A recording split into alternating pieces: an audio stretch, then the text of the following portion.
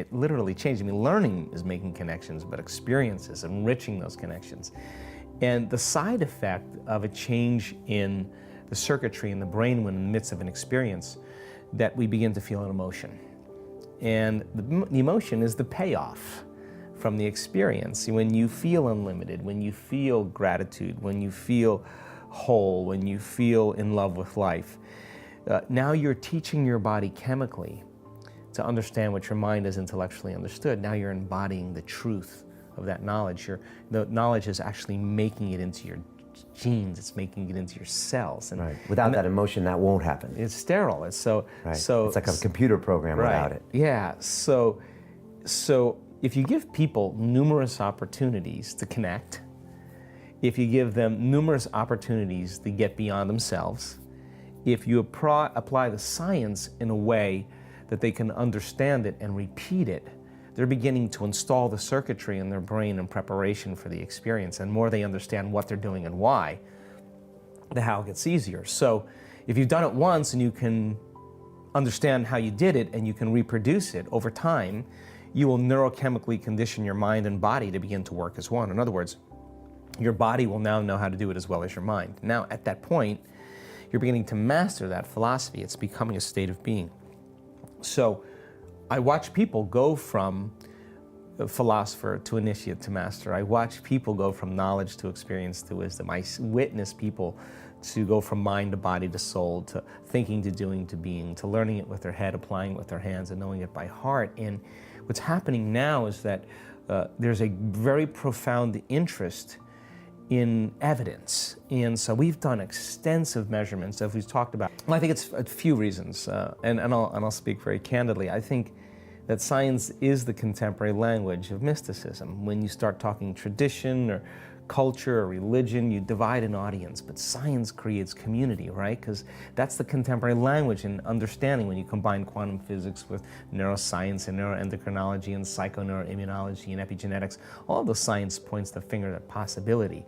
So that's one reason, because I don't want people to be intimidated, because what science shows is factual, right?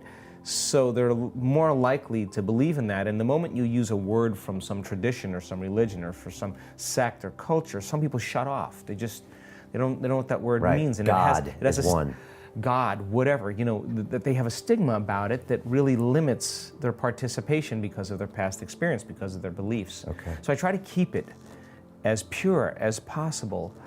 And the other thing is, I think that the male brain tends to be more logical in that way. So we have a lot of men in our audience, and for me to get men to the edge a lot of times, they have to methodically understand. Women somehow intuitively know this, and they just trust a whole lot more. So men have to be led to the edge a lot of times, but that doesn't mean that women don't appreciate the science, because I think they do.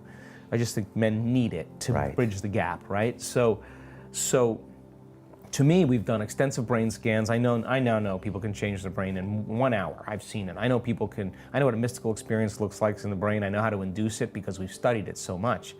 I know when a person is in the midst of change, we can predict when it's happening. I know that people can begin to regulate emotional states and sustain them, that it can become a skill. We've seen gene changes in 4 days. We've seen immune regulation changes. We've seen telomere changes in 4 days and 60 days. That means you're lengthening your life. So we did a randomized study with a group of people to measure 7,500 different gene regulations. And genes are like Christmas tree lights. They turn on and off all the time. When they regulate in a positive direction, or when they're stimulated properly, they upregulate and they make healthy proteins. And genes make proteins, and proteins are responsible for the structure and function of your body. And the expression of proteins is the expression of life. Is this epigenetics when they kind of turn on, or you can get them to turn on? Yeah, it's the environment outside the cell. It's the information that's instructing and selecting the gene from outside the cell. Then if the information coming from the cell, say example is a stress hormone, the cell closes down and it downregulates, and it starts making a cheaper protein, or it doesn't make the expression of proteins properly. So my interest was, okay, we now know that genes do not create disease. Less than 2% of the people on the planet are born with type 1 diabetes or sickle cell anemia or Tay-Sachs disease. The other 99 to 98% is created by lifestyle. You know, you can get two identical twins with the same genome. Why does one die at 57, the other one die at 85? Well, different environment, different perception of the environment, different behaviors, different choices. So then I wanted to see if people began to think differently, make different choices, do different things, create some new experiences, and feel and embrace different emotions. If that was new information coming into their nervous system, into the circulatory system, into their body, could we change the gene expression? Because we've witnessed people heal from cancer, and in a week we've seen people with MS heal in a few days. We've seen people with Hashimoto's syndrome change, rare genetic disorders change. We've seen all kinds of things change. But you just can't leave it up to, oh, that just changed. You have to close the gap between knowledge and experience. So the gene expression would be the piece that would say, wow, there were some changes. So all we wanted them to do is to do those specific things of thoughts, choices, behaviors, experiences, and emotions. And the other thing is that most people live by the same feelings every single day. You know, people wake up in the morning and your brain is a record of the past, so you wake up and you start thinking about your problems, and your problems are connected to certain people and things at certain times and places. The moment you start activating those circuits of memories related to the past experience and the environment, you're thinking in the past. Because every person, every thing, every place has a neurological network in your brain because you've experienced it. The end product of an experience is an emotion, so when you start thinking about your problems, you start feeling the emotions associated with them. You start feeling unhappy. So your thoughts are the vocabulary of your brain, your feelings are the vocabulary of your body. How you think and feel creates your state of being. So most people start their day, every single day, reaffirming their entire state of being in the familiar past. Right. Then they rush to the predictable future, right? In doing that in unconscious and habitually. So then they go through the same routine behaviors that they've been doing for the last 5 years. In their habitat is reinforcing their habits, and they're going through a series of unconscious choices, behaviors, experiences, and emotions. And they do that for 10 years. They're on autopilot, and their body's dragging them into a predictable future based on what they did in the past, and they've, in a sense, lost their free will to a program, right? And their body's dragging them into that genetic destiny. How do we ever evolve if this is our default as humans? You know, do you ever wonder crisis, trauma, disease, diagnosis, betrayal wakes people up from the program, right? Okay. So I assert if you're not in the present moment, you're running a program. So if a person's living by guilt and they don't know it's guilt because it just feels like they've been feeling that way every single day or suffering, and those emotions are driving their thoughts, and if they can't think greater than how they feel, and feelings and emotions are a record of the past or thinking in the past. Now, if you believe that your thoughts have something to do with your destiny, which most people do agree. Well, yeah, so then your past is going to be your future. Right. We can, in fact, there's no magic there. You're going to lift your past up and set it on your future, and it's going to be a predictable life for most people, right? Right. But most people want to break that. Of course, they don't understand the formula, they don't understand the technology. So then the emotion drives the thought. The thought turns on the same circuits in the brain, produces the same neuropeptides that signal the same hormonal centers. You feel the same way. If you think you're a failure, you feel like a failure. Once you feel like a failure, you think you're more of a failure. And people get caught in these loops. Well, sometimes I'm caught in one of those loops and I'm like, I've been hanging out with Dr. Joe and I know I can outthink myself out of this, but sometimes I'm like, I'm angry. I know my anger is giving me a worse destiny, but I can't get out of the anger loop. Well, just think about it. If you think you can't stop something, then you're a junkie, right? I mean, you're addicted on some level. You're conditioned, right? Right. Even though it's a bad emotion, you can still be addicted to that. Of course, but the rush of those stress hormones creates an arousal, and so then people really think that they can't control that. So the redundancy of that cycle over time, your body is believing it's in the same environmental experience 24 hours a day, 7 days a week, because the body doesn't know the difference between the real experience that's creating the emotion and the emotion that you're creating by thought alone. The body's believing it's in that environmental condition, so you're hitting the same gene. You're signaling the same gene in the same way, and you're making the same protein. And if it's derived from anything like anger or frustration or fear and impatience, the long-term effects of those chemicals begin to downregulate genes and create disease. And so people now get their genetic buttons pushed. So then, okay, what if we can break that cycle in our event and teach people how to elevate their emotional state and have those emotions drive new thoughts and think that way, sit in their meditations, stand in their meditations, walk in their meditations, be calm, lay down in all the ways we possibly can. Retreat from your life and remove the environment and work on you and changing your inner world to see if it's going to produce an out picturing in your outer world. So we measured 7,500 gene expressions, and we wanted to see the common genes of those 35 or 40 individuals that they were expressing. Now, they all had their own gene expression, but what were the common ones that they expressed? There were two genes that were expressed that literally downregulate cancer genes, that reduce cancer and tumors and growth. A gene that grows new neurons in your brain, not just new connections, but the growth of new neurons in response to novel experiences and learning. Genes that stimulate stem cells, that go to damaged tissues and repair them, to repair damaged tissues, regeneration. The gene for oxidative stress was downregulated, which means anti-cancer, anti-aging, anti-heart disease, anti-stroke, anti-inflammatory, anti-neurodegenerative, antimicrobial. This is what the antioxidant does. Genes that regulate the immune system to become stronger. Genes that stimulate the microtubules in the cells, the cellular structure, the integrity of the cells were getting stronger.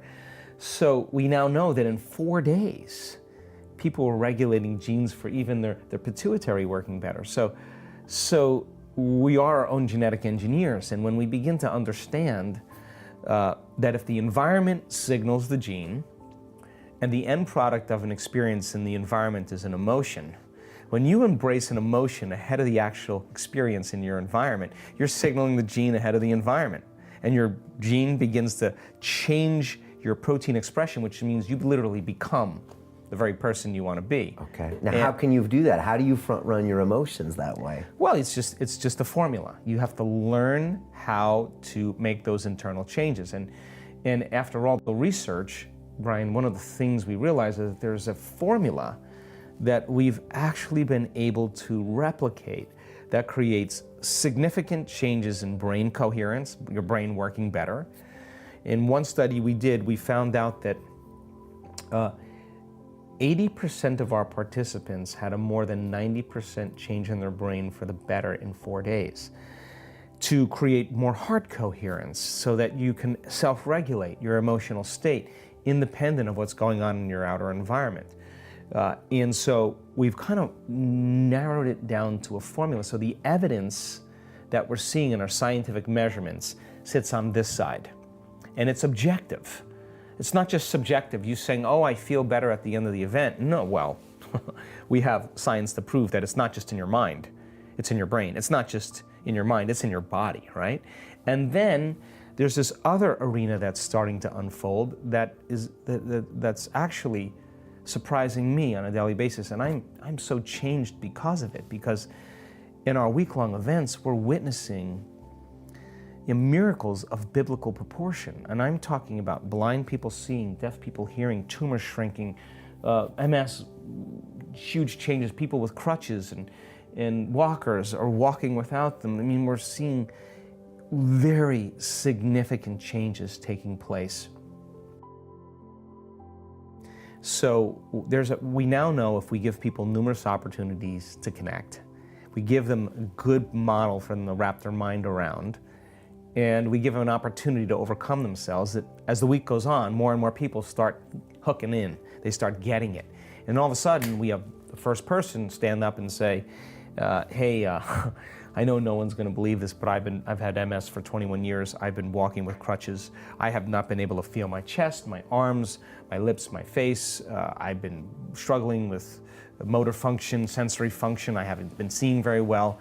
And I don't know what happened after that meditation, but I felt a level of love I've never felt in my entire life. Now remember, the emotion is signaling the gene before they're ever in the environment. They're not waiting for the healing to feel the love for life. The love for life is actually creating the healing, right? So how you then get past that? Well, we're moving a community of 1,000 people or 1,200 people from one state of mind and body to the other. Collective energy, taking them further than they normally would go, because on the other side of their fear is courage. On the other side of their pain is freedom. Once they get to that uncomfortable feeling, they get to the edge, they stop. But if you can explain where that edge is and what that discomfort is, they're venturing to go. And then there's a disentangling of the programs for a day where people are in chaos, and you can measure brain activity, and there's dissonance, and the whole brain is in disorder, and that's when they want to quit. Right. But if they go one more time and they apply the formula, you see this massive reorganization take place, and all of a sudden,